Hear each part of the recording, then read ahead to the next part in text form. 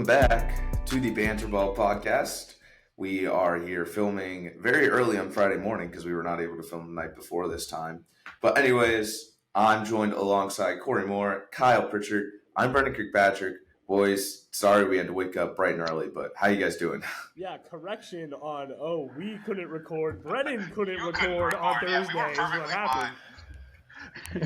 It's a collective here. We're all team. There's no I in team, guys. So we're all in this together, as they say in High School Musical. But anyways, we got some great questions that I prepared today because I'm gonna fire myself up here a little bit more on this early Friday morning.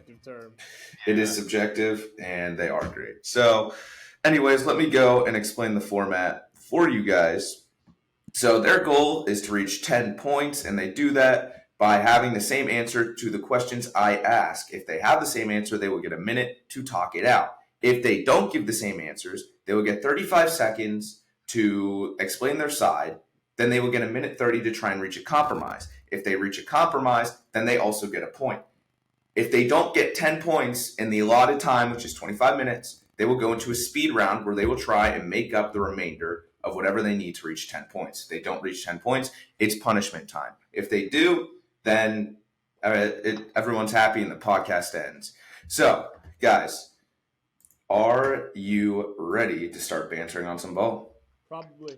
All right. I have the 25-minute timer about to start as soon as I ask the first question.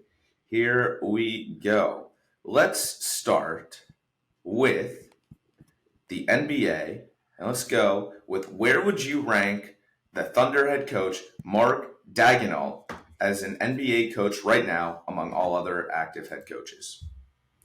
Wow, okay. I didn't give a specific answer, but... Okay, so it's a little bit of a disagreement. Korey, go ahead. Yeah, I did kind of look into this. I think 8th is the place I have him. So just to name the people I have ahead of him, I have Greg Popovich, I have Steve Kerr, Mike Malone, Eric Spoelstra, Rick Carlisle, Mike Brown, and Tyronn Lue. So the notable people I have him in front of are Monty Williams, mainly because they have similar opportunities right now with Monty being in Detroit, and he's kind of failing driving the bag. And then I also have him in front of Nick Nurse because Nurse kind of walked into a good situation with Toronto, and he hasn't really created anything in his tenure as a coach with Philadelphia or with Toronto, all right. Whereas Daigneault is creating stuff in OKC. All right, Kyle, go ahead. I don't disagree with much of that at all. I don't think I'm initially gonna put him in above the top 10. I'm definitely inside the top 10, but I think the guy you missed when we were talking about coaches is Tom Thibodeau of the Knicks. I think they've done a terrific job this year. I just think I'm not always the one to go get really high on young talent, whether that's either in the sport or coaches or anything like that. I think he's done particularly a terrific job for what the situation the Thunder were in, even like last year or the year before. But right now, you could argue probably they absolutely top half. All right.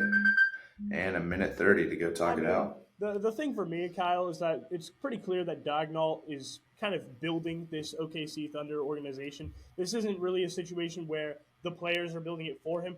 The Shai Gilgeous-Alexander himself is saying that he's holding them to a standard and making sure that they're playing at a high level, which is pretty key for a young team. And he's been there the past 4 years for this rebuild, and for them to flip around like this now, I think it really speaks to his capabilities as a head coach. So you talk about Tibbs. He's kind of an inconsistent guy, he has a style that's controversial. So I understand if you want to keep him top 10, but I don't know about much lower for Daigneault. I definitely agree with a lot of that because, with the Shai Gilgeous-Alexander thing, I'm not sure what I'm trying to say here, but it is very, very terrific of a job he's done. 30 seconds. I'd probably make amends at 8, probably, because I think 8 is not too high. It's high enough for me to kind of consider Okay, are you okay with the people that I have him ahead of? Mainly, because when you said Spoelstra, you said I said Spoelstra's ahead of him. I had him above Monty Williams and Nick Nurse. And that's Joe Mazzulla. Mazzulla. Yeah, that's correct. All right. All right. with 3 seconds left, you guys get the agreement there. So good job on that. And that is 1 point. So let's switch gears here. Let's go to the MLB. So the Rangers called up one of their top pitching prospects, Jack Leiter, of course, the son of former baseball player Al Leiter. So this begs the question, what other prospect do you think needs to be called up as soon as possible? This is the answer. Oh, okay. Big disagreement. All right, Korey, go right ahead. All right, so I said Marcelo Meyer of the Boston Red Sox. For me, this is based on need because we do have a pretty big injury at the shortstop position in Boston, which is Trevor Story. And Meyer, he's been in the league since 2021. He got drafted in 2021, and he hasn't gotten his chance out of the minors yet. And he's healthy now. He's proving that he's good. He's gotten a groove in the minor leagues. This is his time to come up and shine. And with Boston having the gap at shortstop and them only being 10-10 as a team, it only makes sense for them to make use of what they have. It would be a shame for him to go away or not come All right. when they had this opportunity for him. All right, and Kyle, go right ahead. So I said number 1 overall pick, Paul Skeens, the Pittsburgh Pirates. Now, we all saw that the one start he had in spring training, he did very, very well. I think right now the Pirates, they always start off pretty well in the beginning of the season, then they kind of trail off about 20 games in. Personally, I think if you want to have a spark, if you want to actually try to contend for the first time in about a decade, you gotta bring in the young guys, and you got to bring them in quick. Because he's been dominating AAA right now. I think that's Indianapolis. I think, right now they've kind of trailed off recently. They had a few tough games against the Phillies. They're struggling against the Mets right now. All right. Something like that. And a minute 30, Marcelo Meyer versus Paul Skeens. Okay, so I do have a couple questions, Kyle. Whenever you're thinking about calling up prospects, first of all, are you thinking of doing that like in a long-term situation or like testing them out? And then secondly, is it based more on talent or based more on need for the team of fitting it? I think it's probably based more on talent right now because the bullpen for the Pirates right now I think is pretty solid. They struggled. I know Bednar kind of struggled really early, but Brennan is shaking his head. In disapproval. It's not really the bullpen; it's the managing of the bullpen. But just keep going. Sure, but just in general, the bullpen has not been at its best, and I think the only reason why the Skeens is not on the Pirates' normal roster right now is because they don't want to pay him as much. Let's just be honest here. That is the reality of this, and I think that's stupid. They've been very frugal. The franchise has been frugal for the last 15 years. So I really would like for them, maybe 25 seconds right now, have been. We got to change our mindset. The things that have worked or even not worked have to change. My thing is that I don't think you're losing anything or that you're really hurting from keeping Skeens in the below the major leagues right now. Whereas Marcelo Meyer, he's kind of losing his abilities, to come up and come in as a prime player and shine. And that is your time. So based on need, I'm kind of disagreeing. It's sounding like a disagreement here. Unless Kyle, you want to. All right. No, you go ahead. So, Korey, you said that he has been in the minors since 2022, 2021? 21. I could maybe make the idea of you should maybe. Since they have an injury, I think you got to bring him up. Don't waste him. Especially if they've been in the minors for that long, you could probably make a reconciliation there because I think for me it's a flashy pick, but if you want to actually develop them I think probably you can't stick them in the minors for that long. All right. So that is agreement number 2 on Marcelo Meyer getting called up to the Boston Red Sox. Anyways, let's go to the NHL. I guess we're just jumping through every sport here. So the Buffalo Sabres fired their former head coach Don Granato on Tuesday after yet another disappointing season. Who should my Buffalo Sabres hire to lead this team to the playoffs for the first time in 14 years? I thought that was an agreement here because the weight's coming in, but I disagree. So I'll let Kyle go ahead here first. All right. So when I was researching this, a big name stuck out to me. It was Gerald Grelin. Not sure if I'm saying that right. The Sabres specifically said we are going to prioritize experience and pedigree. I think this guy definitely has it. He led Vegas to in their first year to the Stanley Cup final I didn't win it, but that's still really impressive for a new franchise. And then he was the Rangers head coach the last 2 or 3 years, I believe, before he left. Started this season. I think absolutely would be a slam dunk choice here. Only All age right. not a huge concern. He's only about 6 years old. I think that's the move. All right, Korey, go ahead. All right, so Kyle, Gerald Gallant, he works best with vets. He works best with a lot of like strong veterans, and that's not really something Buffalo has. So I said Craig Berube. I know that kind of goes against what I was saying about Nick Nurse about being in the right place at the right time.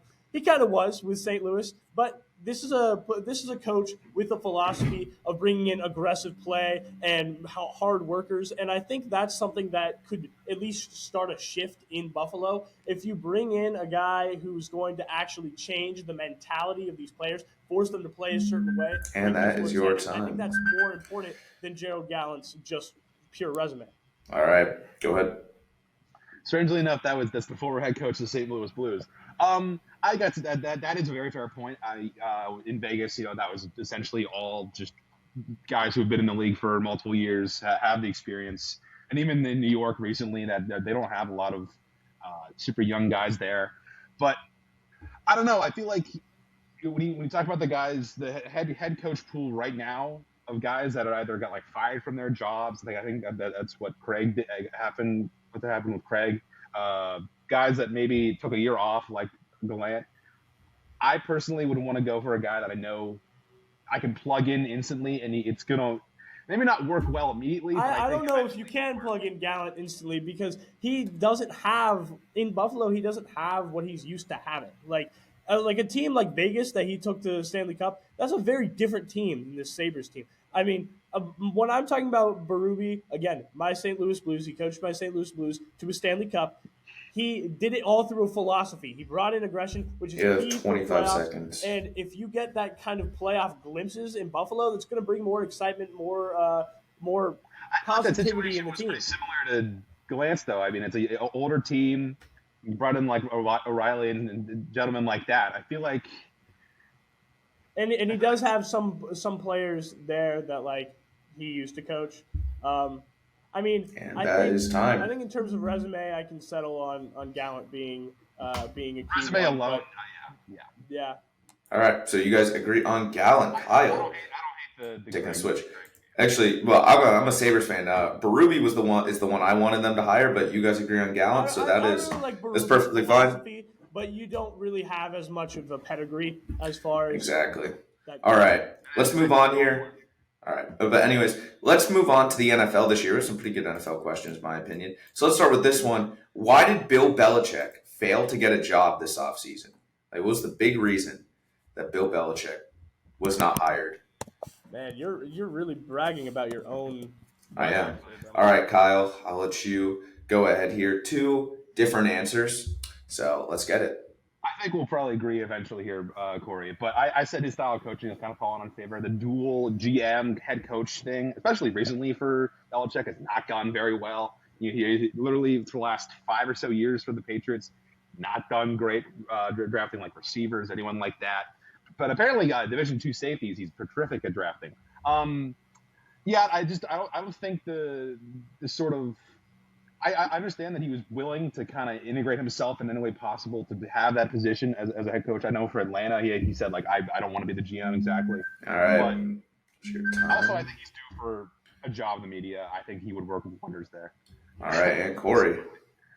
Yeah, so I 100% agree with everything you just said. Which makes what I say important here, which is I say that it's kind of unreasonable to think he can start something new. He proved at the end of his tenure with New England that he's not going to change. If he doesn't have strong receivers, he doesn't have a strong quarterback, that doesn't matter. He's still going to beat the dead horse that he has. And the fact that we know he's not going to change is a problem. And then as far as teams that may want to like bring in his philosophy so that they can build something, I think it's also unreasonable to think he has enough time with the organization to actually make that philosophy grow and make that. All right. So, a minute 30.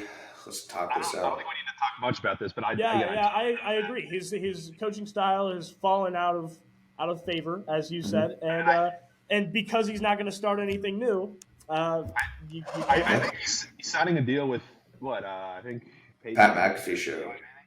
I think it's for the season. I know he's doing Pat McAfee for the draft. Oh, that's awesome. He's gonna be on there. Yeah. I don't know if awesome is the right word, but yeah. He has half a century of experience under his belt. I think that'd be terrific. Sure. I don't know. Pairing of Pat McAfee and Bill Belichick, you got white man's galore over there. But. Yep. All right. But anyways, let's move on here. Actually, let's stay in the NFL and let's talk about the draft, actually. So what team in the NFL needs to absolutely nail this draft? All right. Kyle's got his answer in. And Korey. All right. 2 different answers here. Both in the same division, however. So I'm going to let Korey go first this time. And tell us about Chicago. Okay, so I said the Chicago Bears. They have the number 1 pick here, and not to say that that Carolina made the wrong decision last year, but I don't think you really want a situation where C.J. Stroud goes second, and then he blows up, and it's a great thing, and you're stuck with Bryce Young. And Chicago, they're probably going to be draft. I mean, I don't have any doubt that they're going to draft Caleb Williams here, but he's going to be competing against the other quarterbacks in his class and Justin Fields, who they gave up. Like, you better hope you made the right decision if you're Chicago. There's a lot of stress as far as that goes. So I say that. All right, and Kyle, go right ahead. So I said Minnesota because I think they're probably due to trade up because they got Houston's first round pick this year. So they think it's somewhere around the range of like 12, and they have the 23rd pick. I think honestly they're gonna trade up for a quarterback because I think that's the spot that they absolutely need right now. They lost Kirk Cousins to Atlanta in free agency. I don't like anyone else in their quarterback room currently, and we have to think about how high are they actually going to trade up. Some people are saying to like the 4th overall pick to Arizona, 5th overall pick. I hope it's not for J.J. McCarthy because I don't think he's worth that much. All right, I think it's a really big important decision in Minnesota. All right, and talk this out. And yeah, Korey, so I definitely think. Go. Can I start here, Korey? I don't think we've had more of a slam dunk pick at the 1st overall pick than Caleb Williams this year. He is absolutely. Sure. And my point is, you better hope it is a slam dunk pick. Like, there's so much more pressure on Chicago for that to be the right decision than for, like, you're talking about Minnesota. They might trade up. Minnesota has things they need to do. But if they don't get it done, I don't think anybody's going to be like, oh man, they really dropped the ball. Like, I think here I disagree because they got the best receiver in the entire league. And they need to try to do something. I agree. But Chicago has like you said it yourself, it is a cakewalk. They have a very easy job. If somehow the other quarterbacks in this class end up being miles better than 30 seconds, that's going to be a huge problem. So I think there's a lot of, like, Brennan's question was who needs to nail this most? Chicago needs to nail it because if they messed up, then that's crazy. Sure. And they also have, I think, the number 9 overall pick because that is their initial pick because the number 1 overall pick is the Carolina pick. I can understand that because I don't think they've ever had a 4,000 yard passer in their entire history, which is crazy because they're one of the oldest franchises in the league. It's really insane. So I agree that you have to be damn sure straight that Caleb is the guy. But even in Chicago, I'm not sure how well that's going to work out because it has. So Kyle, are you agreeing with Caleb, or are you going to stick with the Vikings? I'm going to agree on the idea that they better hope that this guy who's been hyped up for multiple years at this point will be as advertised, like a Mahomes, like a. Right. So that is 4, 3, 4, around that range. 4. All right, perfect. Anyways, let's go back to the NBA. And let's talk about these Golden State Warriors. So after their loss to the Kings Tuesday night, a lot of people are saying that the dynasty is over. So how much longer do you think this dynasty will live on? Or do you agree with what most people are saying in that it's already over? All right, and you guys agree. So a minute to talk about the end of the Golden State Warriors. Yeah, I mean, if you talk about a dynasty, the way I would define it is like multiple championships, continuous contending. And if it requires you to be a 50-win team to be a lock for the playoffs in the Western Conference, that's just not something the Warriors are capable of doing anymore. Everything. I'm not saying necessarily that everything's going to fall apart. I'm not saying 100% that Klay Thompson's going to leave. Those kind of looking like that, but does it seem like 30 seconds. So maybe their personnel will go away. But I mean, as far as winning championships, that's not happening. Yeah, and I think now more than ever, you're gonna have to start thinking about, okay, we need to build the from the bottom up at this point, because I love Clay, I love Draymond. I think Clay is probably, or I think, sorry, I love Steph, I love Draymond. I think Clay is probably gone.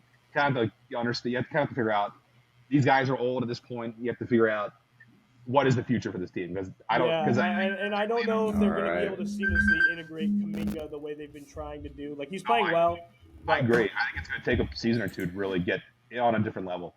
All right. Anyways, that is agreement number 5 on the Golden State Warriors. Downfall, I guess, per se. But let's go back to the MLB. So there was news that came out this week about Trevor Bauers, one of his SA accusers, was recently charged with a felony for defrauding him. But for some reason, even though he was cleared of all these accusations from all these women, no team wants to sign him.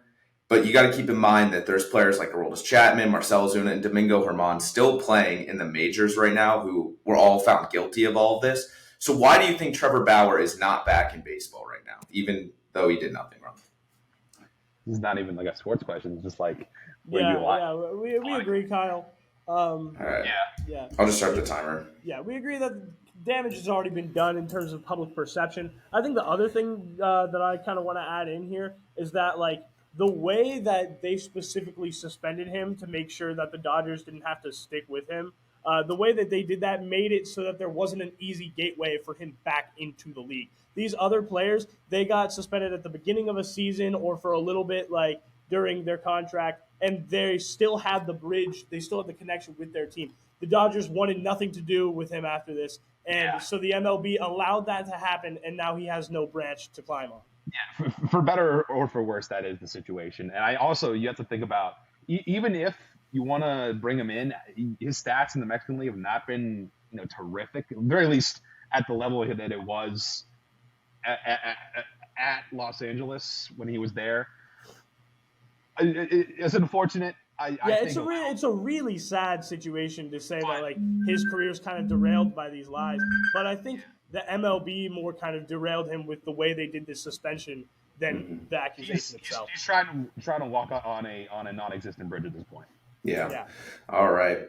But that is agreement number 6 here. So let's go back. Let's go back to the NBA here.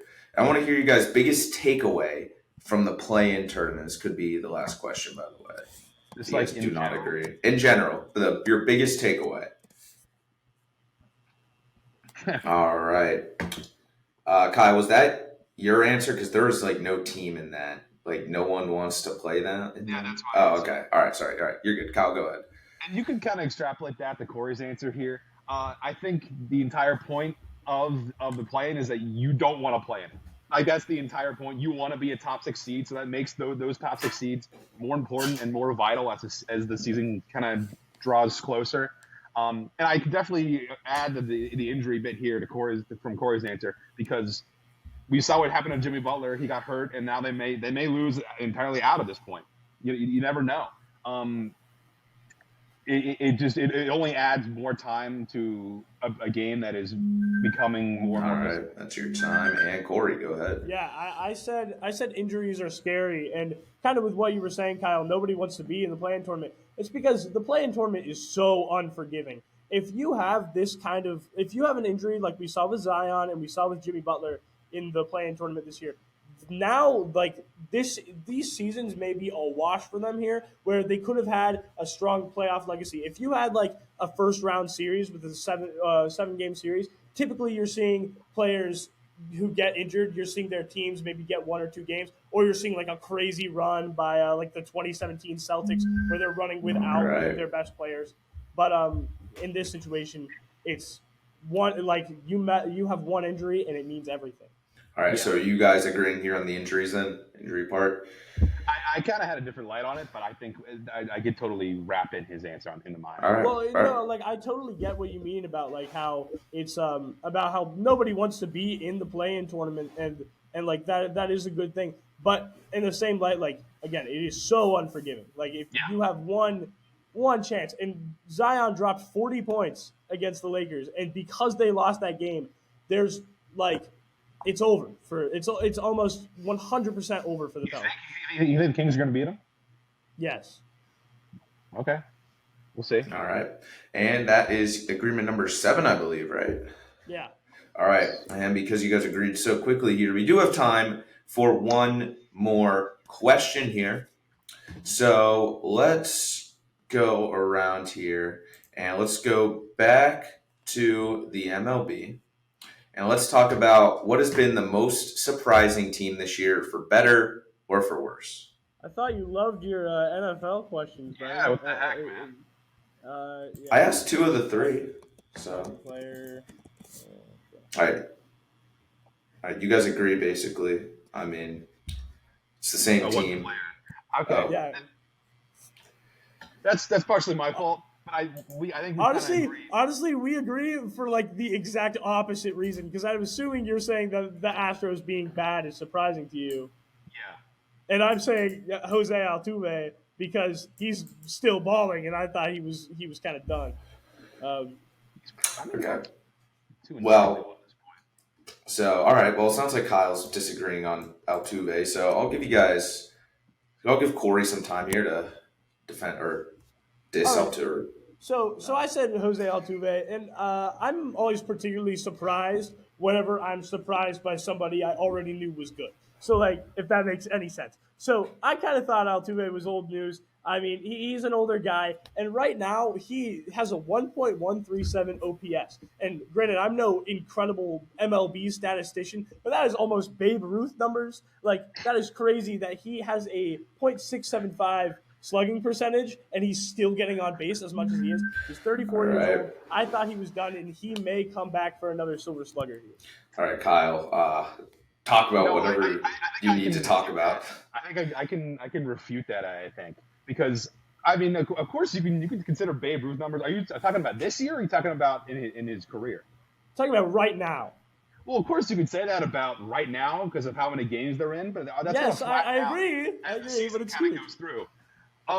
I think the Astros entirely, aside from Altuve, have not been very good. I kind of screwed up my answer here. That's fine. That's the other time. Keep going. You still have 5 seconds. Kyle, the fact that the Astros are doing bad and Altuve is still having his numbers to start the year, that makes it all the more surprising to me and all the more interesting to watch, because the team isn't doing well, but he's putting on a show.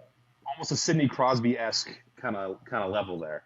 Exactly. I mean, I didn't want to do the complete out of this world comparison, but it feels like a LeBron kind of thing here. You've got a player who's getting older, and they're just gonna keep showing that they have signs of life. Because I thought 2022 was his hey, I'm still good and stuff, and then I thought that was going to be the last time that he did that, and now he's back here again, starting the year incredibly. Sure. And I think that I honestly think that the Astros are not going to end up too well here. Yeah, I think the whole situation with the Astros is really fascinating to watch. And I think, again, Altuve is one of the reasons why, because he's playing so well. He's still playing perfectly, but everyone around them, the bullpen's been awful. The division is going to be very, very good this year. So we'll see what happens. Yeah. All right. So that is an agreement. I believe that's 8 agreements, right? Yeah. All right, so this makes the speed round a little easier for you guys. And the speed round today, you guys will need 2 of these. It's do not say what I say. So I gave you guys a category on the speed round sheet. You guys are going to have to work together, come up with a player. But if it's the player I'm thinking of, then you don't get the point. All right? So it's pretty straightforward. So the first question here, and let's get into it. Name any random NBA player.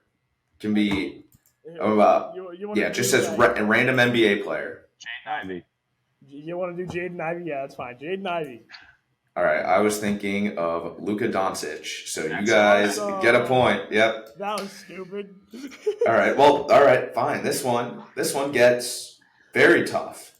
Name any former NFL MVP from the 2010s. Okay, so can we say our answers at the same time? I feel like that's fair. Well, you guys have to agree on one. You guys have to agree on one answer. We're trying to come up with one that isn't the one Brennan came up with. Former MVP You have a 1 in 10 chance of getting this wrong. So we're not going to say Peyton Manning because he won like 3 there. He Yeah. probably wants us to say Adrian Peterson, so we're not going to say that one. Tom Brady also. Oh Lord, we may have to say Adrian Peterson unless you can. Yeah, I was going to say I kind of like the Adrian Peterson because I think maybe he thought that we were going to think that he said that, and then he ended up not picking.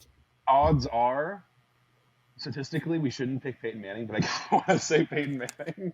I don't know. I mean, there aren't very many options. I think it's Adrian Peterson. Fine, we'll do it. We'll do Adrian Peterson. All right, you guys ready? All right, on the count of 3, we'll say these answers. All right, 3, 2, 1. Cam Newton. Adrian Peterson. Cam Newton, that's a good one. Yeah. Yeah, All right. we did it, Kyle. You guys reached 10 agreements. Congratulations. What a You avoid weird the punishment speed round. today. Hey, we've been doing a lot of TikTok trends for speed rounds lately, so That was a weird one, though. That was pretty bad, honestly. I could have made it harder, but you know what? It's fine. You guys were already at 8 agreements. Name So an NBA player. Any NBA player. Okay. TJ Warren. Like, what? Like, hey, what? TJ Warren played for the Pacers, bro. I could He have sure definitely did. He chose sure him. did. TJ McConnell, Doug McDermott. But anyways, that's going to do it for this week's episode of Banter Ball. Thank you all for joining. We'll be posting a bunch of content coming up in the future. But yeah, anything you guys want to say before we end this here? No. No? Awesome. Sounds great. Have a wonderful rest of your Friday. Have a wonderful day, guys, and we will see you same time, same place next week. Have a good one, everyone.